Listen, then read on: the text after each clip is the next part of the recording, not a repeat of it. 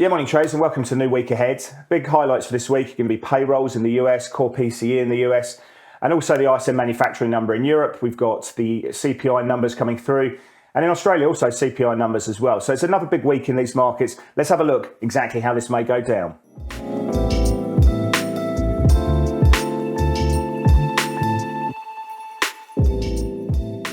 Yeah, morning traders. Welcome to New Trading Week Ahead. In the FX markets, it's pretty clear that the US dollar exceptionalism story is very much in play still. Both from a growth perspective and potentially from a rates perspective more so. You are seeing the US dollar seeing some signs of exhaustion after a strong week last week, certainly against the pound, where we saw strong gains. And as you can see from the daily chart in cable, we've broken through those June lows, and it does feel like there's probably further downside to play through. Euro dollar has pulled lower. That's partly down to the spread widening we've been seeing. You can see US 5-year Treasuries trading to 185 basis point premium relative to German debt. So again, that's worked well, and euro dollar's pushed into that trend support we've been seeing. Dollar yen as well, looking to make a new high in this run. If you look into the Treasury market, you've got 2-year Treasuries trading at 207. They've made a new high last week. We've got SOFR rates for 2024. Pricing 109 basis points of cuts as that normalisation process is still there, but we have seen an element of those rate cuts coming out of the market. And 5-year real rates last week getting into 226 and settling at 220. So all of these factors been very much supporting the US dollar. And on the equity front, we are seeing equity markets quite nicely supported to the downside, but it's a bit of a messy chop fest at the moment.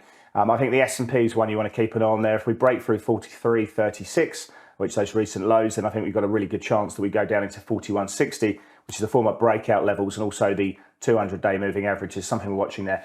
Now, in terms of the markets and week ahead, China continued to get front and centre. We've seen media reports about over the weekend about them looking to support the equity market through cutting stamp duty on stock purchases and trading, and also other measures to sort of support their IPO market as well. Whether we see any kind of upside in the equity markets yet to be seen. I think from an economic perspective, as we go through the week onto Thursday, we've got to get the PMI series there. The market's expecting manufacturing at 49.1 and services at 51. They still haven't benefited from any of the fiscal stimulus, not that we've seen any kind of major tangible effects yet, but we'll be seeing whether dollar CNH has a move on that, and whether the Aussie dollar, which is probably a better proxy there, given that the PBOC have been pushing back in the yuan fixing. So the Aussie is one that you want to keep an eye on there, and that's looking dangerously like we want to go back into those recent lows as well. If we have a look at there also, keeping an eye on Tom-Next funding rates and 1-month funding rates as well in forward points, I think that's where we've seen some volatility playing through in their markets. So we go into other sort of mainstream markets. We've got the US, as we can see here from the rates table, we've got 5 basis points being priced for the September FOMC meeting. Obviously, this has come after Jerome Powell's speech last week at Jackson Hole, which I think was certainly modestly hawkish. So about 20% chance that we get a rate hike there. Going to November, where you can see terminal priced at 548. So we've got 15 basis points being priced in there. So it gives us about a 60% chance of a rate hike playing through. And then you can go through the year where that sort of just meanders a little bit lower. For this week, core PCE is going to be a big one. I think that could move pricing around both in the rates markets, but also in treasuries and real rates as well.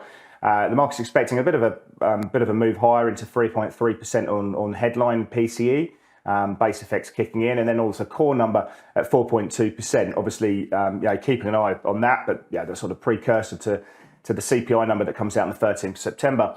We get payrolls as well on Friday. The market's looking for 168,000 with the analyst range between 230 and 120,000 jobs. Now, the 6-month pace is around 223 and the 12-month pace about 280,000. So we are, if that number comes anywhere near fruition, seeing a cooling of the labour market, and the unemployment rate expected to be at 3.5% and average hourly earnings 0.3% month on month. Now, they're the factors. I think we will see rates being priced moved around that. Obviously, the US dollar quite sensitive to that as well. And then the ISM manufacturing number comes out. We're expecting that. The market's expecting that to come in at 47. So, a pretty weak number coming through. Going to Australia rates pricing, we can see that we've just got 1 basis point being priced for that 5th of September meeting. It's a 2% chance. The market's not really getting any love whatsoever. We go through there's a sort of a gradual grind until March next year. So we've got about 13 basis points of tightening being priced in by next year. So just markets expecting the RBA to sit on their hands for a period of time. What could change this week? We do get RBA governor, incoming governor Bullock speaking. We are also watching the Aussie CPI numbers, the monthly read. We're expecting that to drop from 5.4 to 5.2%. That's obviously a big decline that we've been seeing since December of last year, where that was at 8.4%. So obviously that could be probably the highlight of the week. We could get retail sales in the session ahead, and then some of the partials for the GDP calculation for next week as well.